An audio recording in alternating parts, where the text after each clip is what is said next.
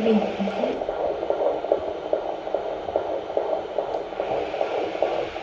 Plenty today. Yeah, your urine is fine. It's really clear. So it's not like you're dehydrated, which is causing you to. Yeah. Is that okay? Super. So I'm not worried, but it's quite. I'd quite like. I'm confused. Is probably what the right answer is there. So yeah, I'll. Do you need a hand up? You alright? So if you go up to where you normally have your scan. അങ്ങനെ നമ്മുടെ 28th week appointment കഴിഞ്ഞല്ലേ? എങ്ങനെ ഉണ്ടായിരുന്നു? ഒരുപാട് കാര്യങ്ങൾ പറയാനുണ്ടല്ലേ? അപ്പൊ എന്തായാലും നമുക്ക് വണ്ടി പോയിട്ട് ഇരുന്ന് പറയാം. അങ്ങനെ നമ്മുടെ മിഡ് വൈഫിന്റെ അപ്പോയിന്റ്മെന്റും കാര്യങ്ങളെല്ലാം കഴിഞ്ഞു. ഇനിയിപ്പോ നമുക്ക് ഹോസ്പിറ്റലിൽ പോകണം. ഹോസ്പിറ്റലിൽ ഒരു അപ്പോയിന്റ്മെന്റ് എമർജൻസി ആയിട്ട് കിട്ടിയിട്ടുണ്ടല്ലേ? എങ്ങനെ ഉണ്ടായിരുന്നു അപ്പോയിന്റ്മെന്റ് ഇന്നത്തെ? കഴിഞ്ഞോടെ നമ്മള് അപ്പോയിന്റ്മെന്റിന് വന്നപ്പോഴും മിഡ് വൈഫിന്റെ അടുത്ത് വന്നപ്പോഴും എന്റെ ഹാർട്ട് ബീറ്റ് കൂടുതലായിരുന്നു. 100 ആയിരുന്നു. അപ്പം പക്ഷെ ഇവര് അന്ന് കുഴപ്പമില്ലാത്ത രീതി വീട്ടിൽ വിട്ടായിരുന്നു. അതിനുശേഷം ഞാൻ ഡ്യൂട്ടിക്ക് പോയ ദിവസം എനിക്ക് ഭയങ്കരമായിട്ട് ഇങ്ങനെ അവിടെ കൂടി ഇങ്ങനെ നടക്കുമ്പോഴേക്കും എനിക്ക് ഭയങ്കരമായിട്ട് എനിക്ക് നെഞ്ചിങ്ങനെ എനിക്ക് ചെസ്റ്റ് ഇങ്ങനെ വന്ന് ടൈറ്റ് ആവുന്ന പോലെ എനിക്ക് നെഞ്ചിങ്ങനെ കിടന്ന് പെടയ്ക്കുന്ന ഫീൽ എനിക്ക് ശരിക്കും ഫീൽ ചെയ്യായിരുന്നു. എനിക്ക് തലയ്ക്കകത്ത് എന്തോ അപ്പോൾ ആ ഫീല് വരും. അപ്പം ഞാൻ ഹാർട്ട് ബീറ്റ് നോക്കുമ്പോഴൊക്കെ അവിടെ മോണിറ്റർ ഉണ്ടല്ലോ, ഞാൻ ഹാർട്ട് ബീറ്റ് നോക്കുമ്പോഴൊക്കെ 140, 145 കാണിക്കുന്നുണ്ടായിരുന്നു. അപ്പോഴേക്കും ഞാനിങ്ങനെ പേടിച്ചു, എന്ത് ചെയ്യുമ്പോൾ ഇതെന്താ ഇത്രയും ഹാർട്ട് ബീറ്റ്. അതുകൊണ്ടാണ് എനിക്ക് അപ്പോൾ ആ ചെസ്റ്റിന് ഭയങ്കര ഹെവിനെസ് ഫീൽ ചെയ്യുന്നതൊക്കെ എനിക്കന്ന് തോന്നിയായിരുന്നു. പക്ഷെ ഞാൻ അന്നൊന്നും ചെയ്തില്ല. എനിക്ക് നോർമലി എനിക്ക് പ്രഗ്നൻസിക്ക് മുന്നേ തന്നെ എൻ്റെ ഹാർട്ട് ബീറ്റ് ഇങ്ങനെ 90 അങ്ങനെയൊക്കെ ആയിരുന്നു. അപ്പോൾ പണ്ട് കുഞ്ഞിലെ തന്നെ എനിക്ക് ECG ഒക്കെ എടുത്ത് നോക്കിയപ്പോഴാണെങ്കിലും അവരെല്ലാം പറഞ്ഞ് ചിലപ്പോൾ എനിക്ക് അതെല്ലാം ECG നോർമലായിട്ടാണ് വരുന്നത്. എന്നിട്ട് അവർ പറഞ്ഞത് ഹാർട്ടിന് കുഴപ്പമൊന്നും ഉണ്ടാവില്ല, ഇതെന്തോ നോർമലായിരിക്കും 90 വരുന്നതെന്നൊക്കെ അന്ന് പറഞ്ഞായിരുന്നു. അപ്പം ഞാൻ ഈ 140 കണ്ടപ്പോഴും ഞാൻ വിചാരിച്ച് ചിലപ്പോൾ ഇപ്പോൾ പ്രഗ്നൻ്റ് ആകുമ്പോഴേക്കും നമ്മുടെ ഹാർട്ട് ബീറ്റ് കുറച്ചും കൂടി കൂടുമല്ലോ, അപ്പോൾ അതും കൂടി കൊണ്ട് ചിലപ്പോൾ കൂടി അത്രയും 140 വരെയൊക്കെ എത്തിയതായിരിക്കും എന്ന് വിചാരിച്ച് അത് ഇഗ്നോർ ചെയ്ത് വിട്ട് പിറ്റേ ദിവസം മിഡ് വൈഫിനെ വിളിക്കാമെന്ന് പറഞ്ഞ് പിറ്റേ ദിവസം ഞാൻ മിഡ് വൈഫ് മറ്റേ ട്രയാജിൽ വിളിച്ച്.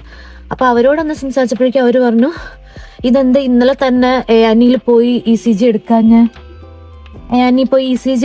അങ്ങനെയൊക്കെ ചോദിച്ചു.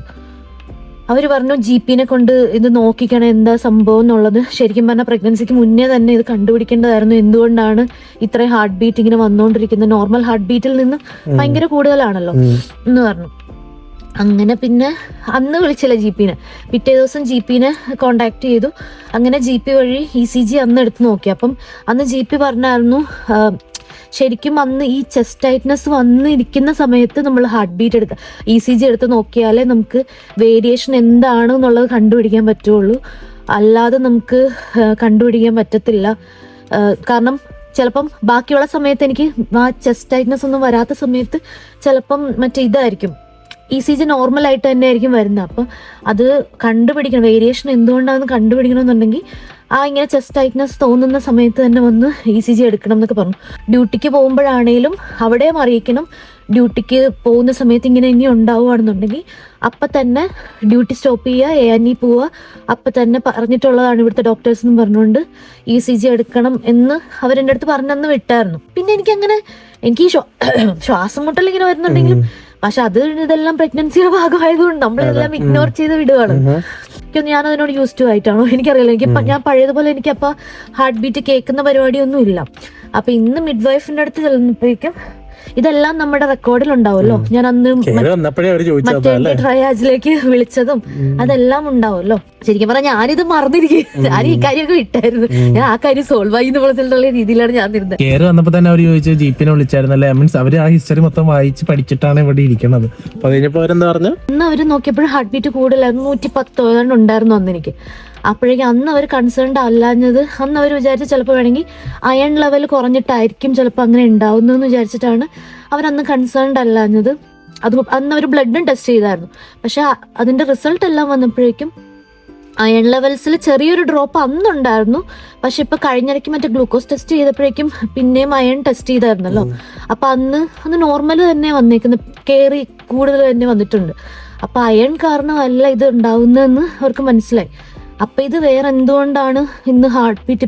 ഇന്ന് ഒരു പ്രഷർ നോക്കിയപ്പോൾ പ്രഷർ കുഴപ്പമൊന്നുമില്ല, പക്ഷെ ഹാർട്ട് ബീറ്റ് നോക്കുമ്പോൾ അതിൻ്റെ അകത്ത് 128 അതാണ്ടൊക്കെ ഇപ്പോഴും കാണിക്കുന്നത്.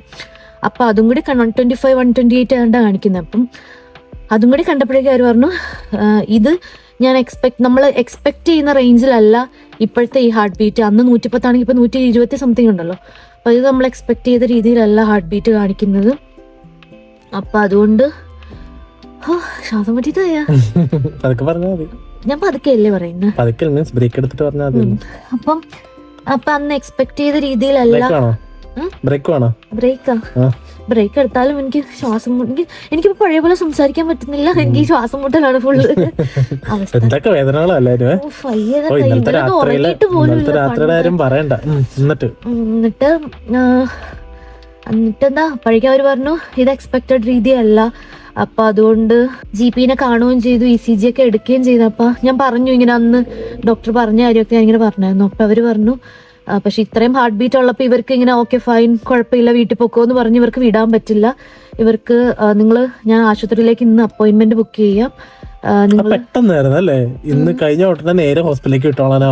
ഹോസ്പിറ്റലിൽ പോയിട്ട് അവിടെ ചെന്നിട്ട് അവരൊരു ഫുൾ ചെക്കപ്പ് എന്ന രീതിയിൽ എന്താ സംഭവിക്കുന്നതെന്നൊന്നും അവർക്ക് അവിടത്തെ ഡോക്ടേഴ്സ് കൺസൾട്ടൻസ് വഴി റിവ്യൂ ചെയ്യാൻ പറ്റുന്നു അങ്ങനെ എന്തൊക്കെയോ അവർ പറയുന്നുണ്ട്. മനസ്സിലായില്ല എന്താ അവിടെ നടക്കാൻ പോകുന്നത്. അവിടെ ചിലപ്പോൾ അവർ പറയുമായിരിക്കും ഇതൊന്നും കുഴപ്പമില്ല എന്ന് പറഞ്ഞു വിടുമായിരിക്കും. പക്ഷെ എന്നാലും ഇവർക്ക് ഇവരെ കവർ ചെയ്യണ്ടേ. എനിക്കിപ്പോ എന്തെങ്കിലും പറ്റിപ്പോയി കഴിഞ്ഞാൽ ഇവരിപ്പോ വീട്ടിൽ പറഞ്ഞു വിട്ടിട്ടാന്ന് വിചാരിക്കില്ലേ. അത് കഴിഞ്ഞിട്ട് അവര് പറഞ്ഞു ഓക്കെ അതിന് മുന്നേ ആയിട്ട് അല്ല അതിന് നമുക്ക് ഇനി കൊച്ചിന്റെ ഹാർട്ട് ബീറ്റ് നോക്കാന്ന് പറഞ്ഞു. കൊച്ചിന്റെ ഹാർട്ട് ബീറ്റ് എത്ര ഉണ്ടായിരുന്നു?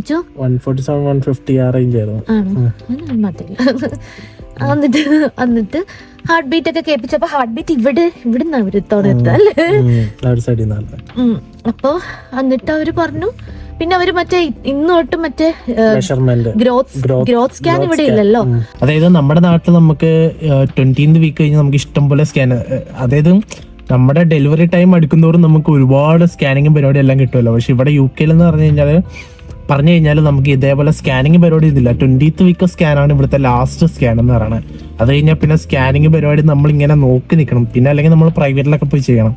അതൊക്കെയാണ് ഇവിടുത്തെ ഒരു അവസ്ഥ. അത് കാരണം നമുക്കൊന്നും അറിയാൻ പറ്റത്തില്ല. നമുക്ക് ആകെ അറിയാൻ പറ്റുന്ന ഇതേപോലെ എന്താ പറയണം മിഡ് വൈഫിന്റെ അടുത്ത് വന്നിട്ട് അവര് മെഷർമെന്റ് പരിപാടിയൊക്കെ എടുത്തും അങ്ങനെയൊക്കെയാണ് ഇവിടെ. ഇത് എന്തോ പഴയ സെറ്റപ്പ് ആത്തോന്നല്ലേ അല്ലേ അതൊക്കെ. എങ്ങനെയാണ് മിഡ് വൈഫിന്റെ രീതി ഇവിടെ അങ്ങനെ. പക്ഷെ നമ്മുടെ നാട്ടിലെന്ന് പറയുമ്പോൾ നമുക്ക് എപ്പോഴും അവസാന നിമിഷങ്ങളൊക്കെ ആകുമ്പോൾ എപ്പോഴും ആഴ്ചകളിൽ ചേച്ചിക്കൊക്കെ ആഴ്ചയിൽ സ്കാനിങ്ങും പരിപാടിയൊക്കെയാണ്. പക്ഷെ ഇവിടെ അങ്ങനെ ഇല്ല. അപ്പൊ നമുക്ക് ഇതിനകത്ത് എന്താ നടക്കുന്നത്, എങ്ങനെയാണ് പരിപാടി, നമുക്കാണ് ഒരു ഐഡിയ ഇല്ല. നമ്മുടെ പാരന്റ്സ് കൂടിയില്ല. നമ്മൾ മൊത്തത്തിൽ പേടിച്ച് പണ്ടാരടങ്ങിയിട്ടൊക്കെയാണ് ഇരിക്കണത്. ഓരോ അപ്പോയിന്റ്മെന്റ് പോകുമ്പോഴും നമ്മളിങ്ങനെ കുറെ കാര്യങ്ങൾ അവരോട് ഡൗട്ട് ചോദിക്കും, അതെല്ലാം അവർ ക്ലിയർ ചെയ്ത് തരും. അങ്ങനെ ഇങ്ങനെയൊക്കെയാണ് ഇന്ന് പോണത്. അപ്പൊ ഇന്ന് വന്നപ്പോ നമ്മുടെ ബേബിന്റെ മെഷർമെന്റ് എടുത്തല്ലേ. ഇന്ന് അവര് ഇവിടെ ഫണ്ടൽ ഹൈറ്റ് എന്ന് വെച്ചിട്ട് അവിടെ താഴേക്ക് ഹൈറ്റ് എടുത്തപ്പോഴേക്കും അവർക്ക് അപ്പൊ ഞങ്ങൾ വാർഡിലാണെങ്കിലും നടക്കുമ്പോ എല്ലാവരും എന്റെ അടുത്ത് നോക്കിട്ട് പറയും ഓ ഇത് ബിഗ് ബേബി ആണല്ലോ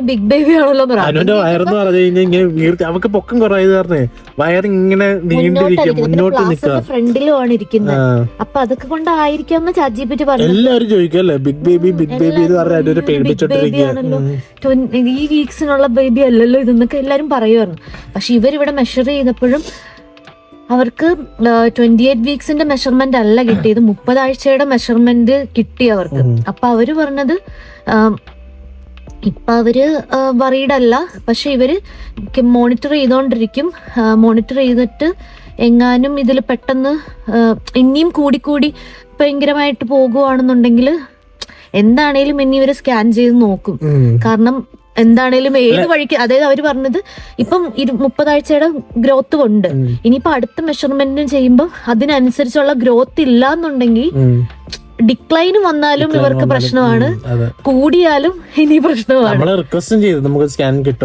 പക്ഷെ അവര് പറഞ്ഞ അത് നമ്മൾ ഗ്രോത്ത് സ്കാൻ അല്ല, ഇത് മെഷർമെന്റിനനുസരിച്ച് അപ്പൊ എങ്ങനെ വന്നാലും ഒരു സ്കാൻ വരും എന്ന് അവര് പറഞ്ഞിട്ടുണ്ട്, കാരണം ഇത് അറിയാൻ വേണ്ടിയിട്ട്. പിന്നെ ഇന്ന് അവിടെ ചെല്ലുമ്പോഴേക്കും ചിലപ്പോ സ്കാൻ ചെയ്യുമായിരിക്കും എന്നും പറഞ്ഞല്ലേ. മേ ബി ചിലപ്പോ അവര് വറീഡ് ആണെന്നുണ്ടെങ്കിൽ സ്കാൻ ചെയ്യുമെന്നും പറഞ്ഞിട്ടുണ്ട്. 30 സെന്റിമീറ്റർ ആണ് നമ്മുടെ ബേബിന്റെ വയറിന്റെ ഒരു ഡയമെൻഷനും പരിപാടിയൊക്കെ കാണിച്ചവര് മെഷർമെന്റ് നോക്കിയപ്പോ. പക്ഷെ അത് ആക്യുറേറ്റ് ആവണമെന്നില്ല, ഇവരുടെ ഇത് ആക്യുറേറ്റ് ആവണമെന്നില്ല. പിന്നെ ഇവര് പറഞ്ഞ് ഇവർക്ക് തോന്നുന്നത് ട്രാൻസ്ഫേഴ്സിലാന്ന് തോന്നുന്നു, കിടക്കുന്ന പോലെ ഇങ്ങനെയാ കിടക്കുന്ന, ഇവിടെ തല ഇവിടെ ബാക്കി, പിന്നെ കൈയൊക്കെ ഇവിടെ ആയിരിക്കും ചിലപ്പോ ഇരിക്കുന്നത്. അതുകൊണ്ടായിരിക്കും ചിലപ്പോ ഇന്നലെ വൈകുന്നേരം എനിക്ക് ഇന്നലെ രാത്രിയിലാണെങ്കിൽ അനു കിടക്കാൻ പോയിട്ട് ഞങ്ങൾ ഇന്നലെ കിടന്നപ്പോ തന്നെ 12-12:30 1:30 ഞങ്ങൾ ഇന്നലെ കിടന്നപ്പോ. ഞങ്ങള് ഓരോ കഥയൊക്കെ പറഞ്ഞ് ഞങ്ങൾ ഇങ്ങനെ ഓരോ കാര്യങ്ങൾ ഇങ്ങനെ പ്ലാനിങ് അല്ല കേട്ടോ, കുറെ കഥകളൊക്കെ ഇങ്ങനെ പറഞ്ഞോണ്ടിരിക്കുകയായിരുന്നു. അങ്ങനെ കിടന്ന് ഇവള് 2 മണിക്ക് എണീക്കുന്നു, 3 മണിക്ക് എണീക്കുന്നു, 4 മണിക്ക് എണീക്കുന്നു, ബാത്റൂമിൽ പോകുന്നു, വരുന്നു, രാത്രിയാകുമ്പോ എന്നെ തോണ്ടുന്നു, കാലുവേദന എന്ന് പറയുന്നു, ഞാൻ തിരുമ്പി കൊടുക്കുന്നു. ഒന്നും പറയണ്ട. പിന്നെ ഇന്ന് രാവിലെ എണീറ്റപ്പം രാവിലെ 7 മണിയൊക്കെ ആയപ്പോ അനു എന്തോ എണീറ്റെന്ന് തോന്നുന്നു. 7 മണിക്ക് ഞാൻ എണീറ്റിട്ട് പോയി, പിന്നെ 8 മണിക്ക് പിന്നെ 8 മണിയായപ്പോ അവള് എണീറ്റിട്ടിരുന്ന് കാല് തിരുമ്മിക്കൊണ്ടിരിക്കുക. അപ്പൊ ഞാൻ എണീറ്റ് പിന്നെ ഞാനിരുന്ന് കാല് തിരുമ്പലായി. ഭയങ്കര വേദനയായിട്ട് അവൾക്ക്. പിന്നെ ഹീലിന്റെ അവിടെ 2 ഹീലും അവിടെ. പിന്നെ നമ്മളാണ് ഉറങ്ങിയിട്ടുമില്ല ഇന്നലെ. അത് കാരണം നേരത്തെ കിടന്ന് ഉറങ്ങണ്ടായിരുന്നു ഇന്നലെ. നല്ല ക്ഷീണമുണ്ട്, എനിക്കാണെങ്കിൽ വേദനയും എടുക്കുന്നുണ്ട്. അപ്പൊ അങ്ങനെയൊക്കെയാണ് ഇന്നത്തെ അപ്പോയിന്റ്മെന്റും കാര്യങ്ങളൊക്കെ. അപ്പൊ ഇനി നമ്മൾ നേരെ പോകുന്ന ഹോസ്പിറ്റലിലേക്കാണ്. ഹോസ്പിറ്റലിൽ പോയിട്ട് നമുക്ക് അവിടെ സ്കാനിങ് എന്തൊക്കെ പ്ലാൻ ആയിരുന്നു. ഇത് കഴിഞ്ഞിട്ട് നേരെ വീട്ടിൽ വരുന്നു, കിടന്നുറങ്ങുന്നു. ഞാൻ പറഞ്ഞതിനോടെ രാവിലെ ഞങ്ങൾക്ക് 2 പേർക്ക് എണീക്കാനായിട്ട് ഭയങ്കര മടി, ലേറ്റ് ആയിട്ടാണല്ലോ കിടന്നത്. ഞാൻ പറഞ്ഞു നമുക്ക് പെട്ടെന്ന് പോയിട്ട് വന്നിട്ട് നമുക്ക് കുറച്ചു നേരം കൂടെ കിടന്നുറങ്ങാം എന്നൊക്കെ പറഞ്ഞ് ഞങ്ങൾ പ്ലാൻ ചെയ്തതാ. ഈ ബേബി എപ്പോഴും നോർമലി ഭയങ്കരമായി മൂവ് ചെയ്യുന്നതായിട്ട് എനിക്ക് ഫീൽ ചെയ്യാറുള്ളത്. അപ്പൊ ഞാൻ എപ്പോഴും എല്ലാവരോടും പറയാം ഭയങ്കര മൂവിങ് ആണെന്നുള്ള രീതി പറയാറ്. പക്ഷെ കഴിഞ്ഞ ദിവസം ശനിയാഴ്ച വൈകുന്നേരം എനിക്ക് തോന്നുന്നു എനിക്ക് ഫീൽ ചെയ്യുന്നില്ല വരും, പക്ഷെ എന്തോ ഒരു ആക്റ്റീവ്നെസ് ആണ്, എന്ത് കുറവായിട്ട് എനിക്ക് ഫീൽ ചെയ്യുന്നുണ്ട്. ഞാൻ എപ്പോഴും ആലോചിച്ചു, ഞാൻ സാധാരണ കൈവെക്കുമ്പോഴൊക്കെ ഇടിക്കുന്നത് അത്ര ആക്റ്റീവ് അല്ലാത്ത രീതിയിലൊക്കെ നിൽക്കുന്നു. അപ്പൊ ഇവരെന്നോട് പറഞ്ഞിട്ട് ഇവിടെ ആണെങ്കിൽ ഇവര് കൗണ്ട് ചെയ്യേണ്ട 10 നമ്മൾ പറയുമല്ലോ 10 കൗണ്ട് ചെയ്യണം, ഓരോ പ്രാവശ്യം ഫുഡ് കഴിച്ചിട്ട് കിടന്നു നോക്കി 3 കൗണ്ട് ചെയ്ത്. പക്ഷെ ഇവിടെ ഇവര് പറഞ്ഞത് കൗണ്ട് ചെയ്യേണ്ട, അത് ഇവിടെ നിർത്തലാക്കി. പകരം നമ്മൾക്ക് ഓരോ ബേബീസിനും ഓരോ ടൈപ്പ് പാറ്റേൺ ഉണ്ട്, ആ സമയത്തിനനുസരിച്ച് ബേബി മൂവ് ചെയ്യുന്നില്ല എന്നുണ്ടെങ്കിൽ, അത്രയും ആക്റ്റീവ് അല്ല എന്നുണ്ടെങ്കിൽ അപ്പൊ തന്നെ മിഡ് വൈഫിനെ കോണ്ടാക്ട് ചെയ്യണം എന്നാണ് പറഞ്ഞത്. പക്ഷെ അന്ന് നമ്മളിങ്ങനെ വിളിക്കുന്ന ഇത് മൂവ് ചെയ്യുന്നുണ്ട്, പക്ഷെ നമ്മൾക്ക് നമ്മുടെ ഒരു ഇൻഡ്യൂഷനാണ് എന്തോ ഭയങ്കര മൂവ് ചെയ്യുന്നില്ല എന്നുള്ളത്. അപ്പൊ അവര് പറഞ്ഞു അങ്ങനെ നമ്മൾക്ക് തോന്നുവാണെന്നുണ്ടെങ്കിൽ അവരെ വിളിക്കുക, അവര് ഒന്ന് ജസ്റ്റ് ചെക്ക് ചെയ്യും, അത്രേ ഉള്ളൂ. ഇത് നോർമലാണ്, ഇവിടെ അങ്ങനെയാണ് ചെയ്യേണ്ടത്. നമ്മളെല്ലാവരും വിചാരിക്കും അയ്യോ നമ്മൾ അവരെ ബുദ്ധിമുട്ടിക്കേണ്ടെന്ന രീതിയിൽ വിളിക്കായിരിക്കും. പക്ഷെ അങ്ങനെ ചെയ്യരുത്, ഇത് അങ്ങനെയാണ് മീൻസ് വിളിക്കണം. അങ്ങനെ ഒരു ഫീല് നമുക്കുണ്ടായി അപ്പൊ തന്നെ വിളിക്കണം, അവരോട് പറയണം. അപ്പൊ അവരൊന്ന് ജസ്റ്റ് ഒന്ന് ചെക്ക് ചെയ്യും, മോണിറ്റർ ചെയ്യും. എന്തെങ്കിലും കുഴപ്പമുണ്ടെങ്കിൽ നമുക്ക് അപ്പൊ തന്നെ അറിയാമല്ലോ എന്നൊക്കെ. വീട്ടിലാണെങ്കിൽ അതിന് മറ്റേ ട്രയാജിന്റെ നമ്പർ ഫ്രിഡ്ജിലൊക്കെ ഒട്ടിച്ച് വെച്ചിട്ടുണ്ട്, എപ്പോഴാണ് ആവശ്യം എമർജൻസി പറഞ്ഞതെന്ന് അറിയാമല്ലോ. അപ്പൊ അത് കാരണം അങ്ങനെ ഒട്ടിച്ചൊക്കെ വെച്ചിട്ടുണ്ട്. ഭയങ്കര രസമാണ് വീട്ടിലെ കാര്യമൊക്കെ. എത്രത്തോളമാണ് ഇപ്പൊ കാര്യങ്ങൾ നടന്നത്. പിന്നെ എന്തായാലും നമുക്ക് ഹോസ്പിറ്റലിൽ പോയിട്ട് അവിടെ എന്താ പരിപാടി നടക്കണേന്ന് നമുക്ക് നോക്കാം അല്ലേ. അപ്പൊ എന്തായാലും ഈ ഒരു വീഡിയോ ഇവിടെ നടത്താണ്. ഞങ്ങൾ ഹോസ്പിറ്റലിൽ ചെന്നിട്ടുള്ള കാര്യങ്ങളൊക്കെ അവിടെ നോക്കിയിട്ട് അടുത്ത വീഡിയോ ആയിട്ട് ചെയ്യാം, അല്ലെങ്കിൽ ഭയങ്കര ലെങ്ത് ആവും അല്ലേ. അപ്പൊ അടുത്ത വീഡിയോയിൽ കാണുന്നവരെ love to do. And that will be the day. Bye.